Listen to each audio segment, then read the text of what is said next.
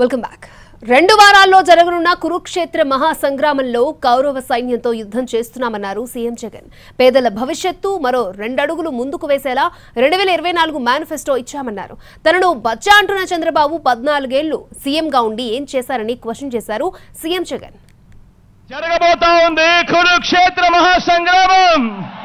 ఈ యుద్ధంలో అటువైపున ఉన్నది కౌరవ సైన్యం, దుష్ట చతుష్టయం.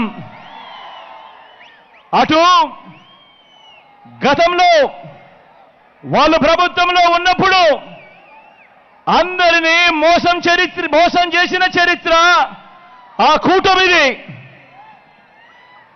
అటు చంద్రబాబు, ఆయనకు మద్దతుగా 2 జాతీయ పార్టీలు, ఒక వదినమ్మ, ఒక దత్తపుత్రుడు. వీరి కుట్రలు, వీరి కుతంత్రాలు, వీరి మోసాలు, వీరి అబద్ధాలు, వీళ్ళందరితో కూడా యుద్ధం చేస్తా ఉన్నాం. ఈరోజు ఏ పేదవాడికి చేసిన చరిత్ర లేని వీళ్ళందరూ కూడా అటువైపున కూటమిగా ఉండి ఈరోజు మీ బిడ్డపై యుద్ధం చేస్తా ఉన్నారు.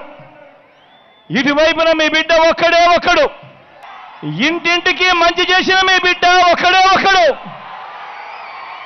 మీ బిడ్డ నమ్ముకున్నది మిమ్మల్ని, పైన దేవుడిని.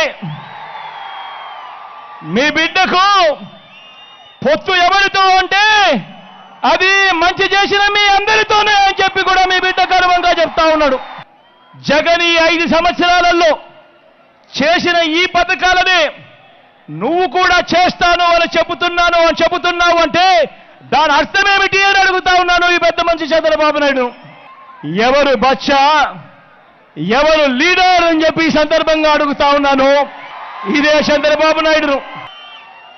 3 సార్లు ముఖ్యమంత్రిగా చేసిన నువ్వు, 3 సార్లు ముఖ్యమంత్రిగా చేసిన నువ్వు, 14 ఏళ్ళు ముఖ్యమంత్రిగా చేసిన నువ్వు, కేవలం 58 నెలల పాలన చేసిన నన్ను బచ్చా అంటున్న మీ జగన్ను చూసి ఎందుకు భయపడుతున్నావయ్యా చంద్రబాబు అని అడుగుతా ఉన్నాడు మీ బిడ్డ.